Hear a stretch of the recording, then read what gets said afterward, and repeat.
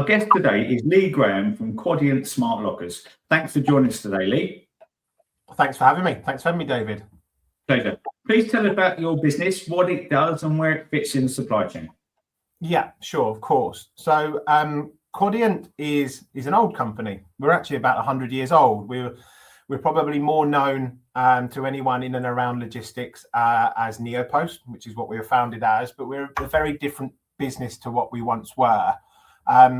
Quadient's a global company operating across three fairly distinct business units, David. One is called Mail, which is our traditional Neopost business, One Digital, and My World is Lockers.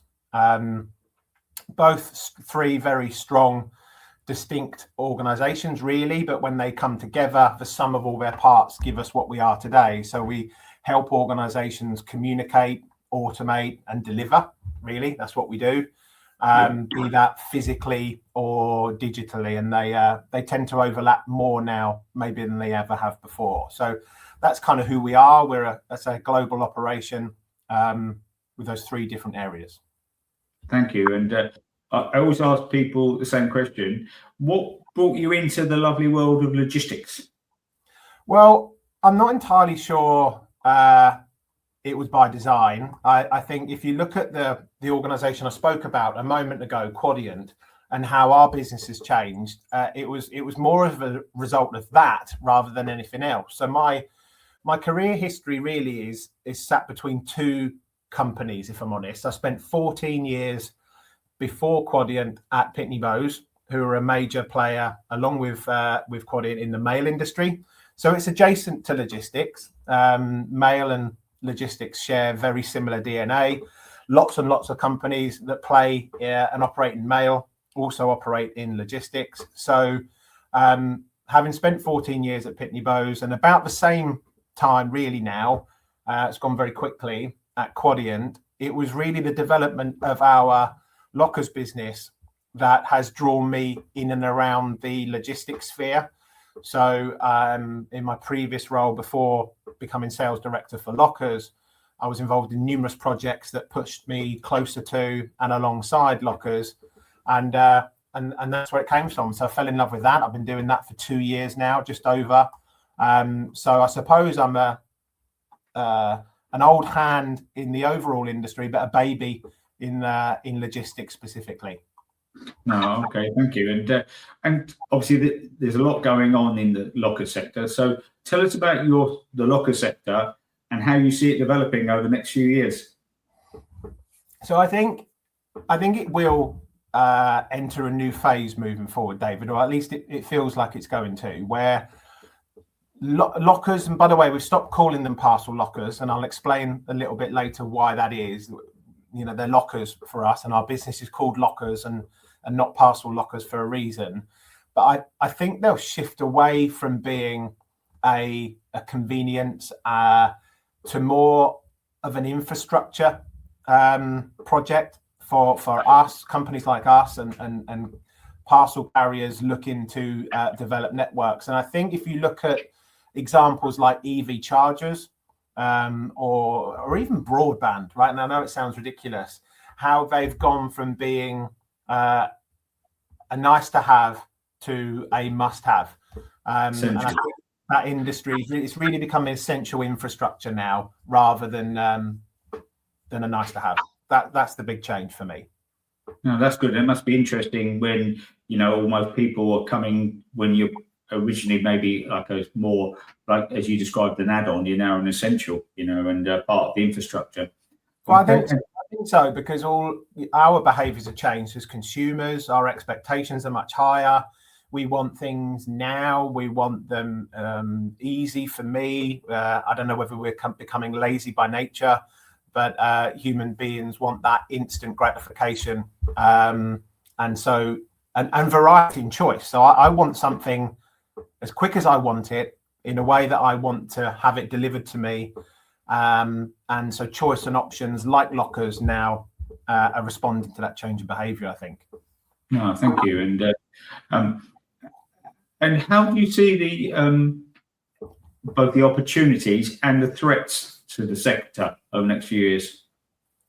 So I think the sector itself And the opportunities that it brings the sector are maybe slightly different to the opportunities it brings Quadient specifically. We're often seen in the industry as and I want to be clear, David, actually, because it's confusing sometimes. Parcel pending is often a name you hear associated with our lockers business, and it's a brand really. Parcel pending by Quadient is our brand for our lockers business. But regardless of that, I just wanted to be clear on that. I think for us particularly, our locker network will change and diversify almost in the same way that our whole company has changed and diversified. So if we remained a mail company, as we were historically, I don't think the future would have been incredibly robust for Quadient. So it's been a brave move and a bold move in the last 10 or 15 years to move into lockers and digital. So that's sensible. And the same with our locker network, and in this industry for us now in particular, if we just stick to taking parcels and yours and my vinted exchanges going back and forth, for example, or things we buy off eBay or from Temu, then again, I think we need to become more than that. So for our locker network, the multi-use of lockers, I think, will be the biggest opportunity for us moving forward. Now that could be varied. That could be anything from luggage storage, which we do quite a lot of, key exchange. So we have partnerships with the Airbnb providers, Key Nest, where you can collect and drop off a key for an Airbnb at a locker at a time that suits you.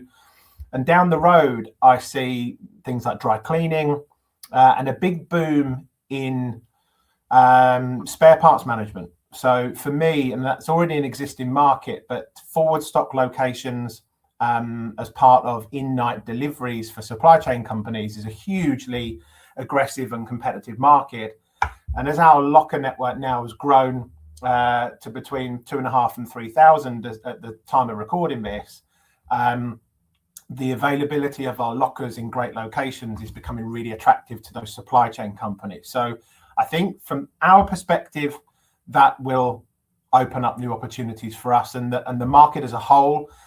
It's probably looping back to what I said a moment ago, that acceptance that, and I'll call them parcel lockers again now, are part of infrastructure and a shared infrastructure that will see continued exponential growth. So I think that's the big opportunity, has to be growth for the number of lockers.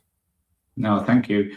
And how do you see the continual changes in technology affecting, so complementing your sector? It's a strange one because ultimately, and I don't want to dumb down anything we or any of our friendly competitors do in lockers, they're fairly basic, right? They're a giant metal cupboard, right? And I know that sounds awful, but at its core, David, that's what they are. What makes them great is the software and the technology that lies behind them. Now, every podcast I watch or every conference I go to, everyone, the obsession with that, talking about AI is quite something, right? And I think realistically, AI on parcel lockers themselves is probably not a thing, but in the background, in route optimization, in location of lockers and capacity management, I think things like AI will definitely play a part.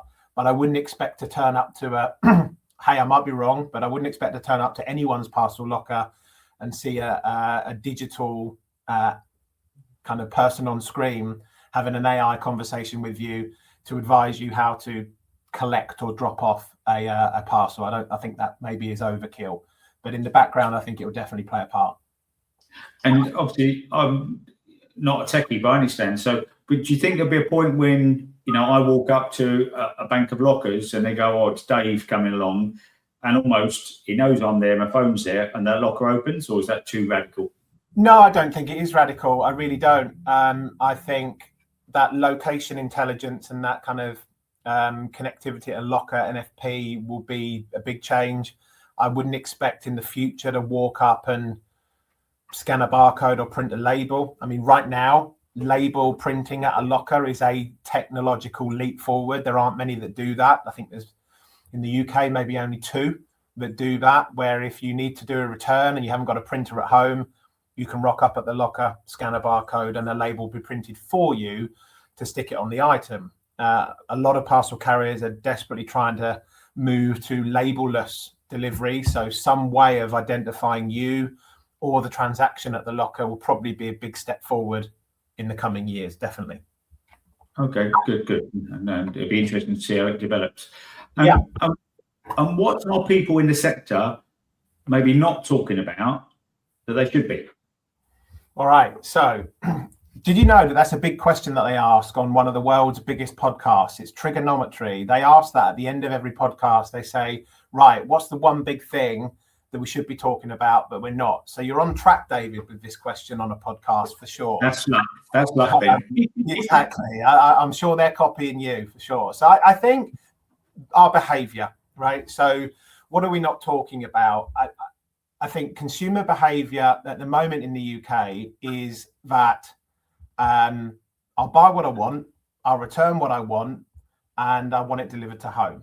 And I think that that will change significantly. So the assumption that I can get free delivery at home, the assumption that it's okay to do what's called bracketing, where I buy a bunch of things. I don't know, I buy 5 things and I maybe return 3. I think that will become a thing that retailers and parcel carriers will look to charge more for. I think now a lot of retailers are profiling their customer base to figure out who is repeat offenders with consistent returns. So I think the way our consumer behavior has maybe got a little bit out of control, and retailers and delivery companies might need to find ways to regain some of that control, could be a thing. I mean, another thing that maybe people aren't talking about, but we're trying to here at Quadient, we conduct freedom of information requests every year around kind of peaks of Black Friday, Christmas time, around parcel thefts. So porch piracy and parcel thefts are a big problem. Just under £700 million worth of parcels was stolen from doorsteps in the UK last year, and that was almost twice as many as the year before. So having alternative ways of having something delivered when you're not at home, and we think lockers are great for that, but shops are also another out-of-home point, could see us doing that a lot more moving forward. Yeah, very interesting, and we shall watch and see. And how does the green transition that everyone's trying to go through, wanting to go through, affect your sector? So there's probably a couple of ways, I think. One, and we all talk about it, everyone in lockers, I think, talks about how a locker itself is a consolidated delivery or collection point. It's a consolidated pinch point. So if I'm a parcel delivery driver and I go to one locker and drop off 40 parcels rather than go to 40 houses, I think that's probably better. Now, the argument against that is, well, those 40 people are having to go to the locker. But a lot of our research suggests that not everyone drives, right? So if it's a locker in a convenient location, we often talk in the industry about slipper distance. So if I can go to the locker in my slippers without looking like a fool, then I will walk to the locker, right? So that is definitely, or I'll go to the locker in a journey I'm already doing.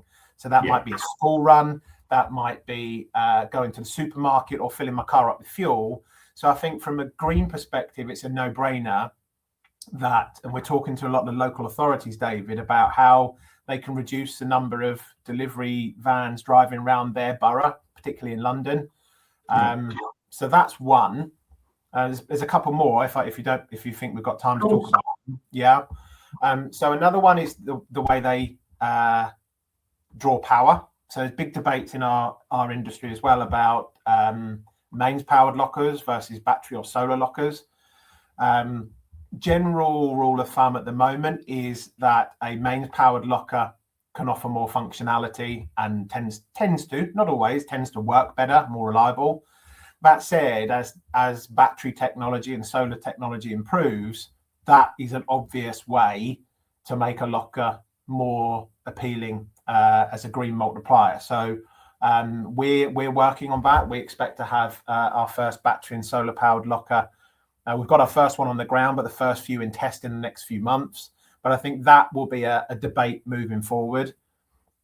And also, how good is it for the environment to have in one place 4 or 5 big metal parcel lockers? Our network is agnostic. We're quite fortunate that in one locker you can have 4 or 5 different parcel carriers in one place. And you'd like to think that having one to deal with multiple is better than putting 4 or 5 in the same place. But maybe I'm a bit biased there. And the last one, it might not be interesting to everybody, but I think it's definitely our government and local authorities are talking about the circular economy a lot more now. And what I mean by that, and how we think our lockers are going to help people a bit with that, is we are about to sign a partnership with an organization that enables you to hire products from people in the local area that you don't have without going to buy them on a short-term borrow. So, for example, David, if I want to do some DIY at the weekend and I don't own a particular drill or a strimmer, right, and I don't want to buy one, but I also don't want to go to a commercial hire company because that might be expensive or a bit of overkill, and I can go onto an app and see that you've got one that you're happy to rent out to me for the weekend, then I'll pay you through this app and you'll drop it off at a locker, I'll collect it, when I've finished I'll drop it back there. So that kind of don't buy, borrow circular economy is really big with councils and local authorities at the moment, and we're about to start trying to help people with that product exchange. So quite a good green angle there.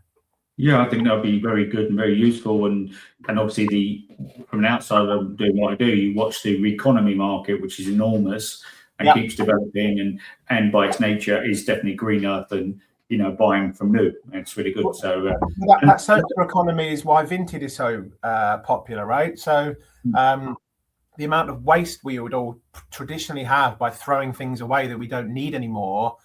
People are quite common to wander around their house and find something they don't like and not put it in the bin, put it on Vinted as an example, and there are other sites are available. But it's a great example of how maybe we can all get a bit better at that. Yeah, definitely. And the final question I ask everyone is, if you could speak to the government, then what would you ask them to do to help your business grow and flourish? So it ties in with a couple of things we've already said. It would be to look at lockers as a critical infrastructure and out-of-home infrastructure. So there needs to be a framework similar to probably what would have happened decades ago with letterboxes. So there was a time walking around the UK where there wasn't a Royal Mail letterbox at the end of every street, right? And I imagine that was a problem at the time. So, and I also imagine when they started installing letterboxes on people's streets, that upset the odd NIMBY. But now they're commonplace, right? It's commonplace that there is a letterbox all over towns, and that's convenient for people, and it helps with that mail delivery infrastructure. So it's looking at lockers in the same way moving forward. Mail is in decline, but parcels are doing the exact opposite. So planning permission around allowing us and our competitors to put lockers in convenient places for the general public.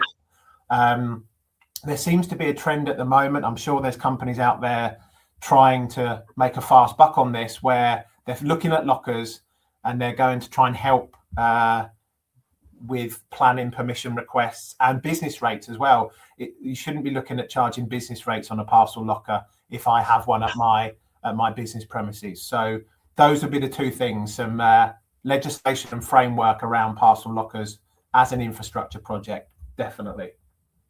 Great. Okay. Well, I just want to say thanks very much for your time, Lee. It's been really interesting in your views, and I'm sure our viewers and listeners will really enjoy it. I hope so. All right. Thanks, David.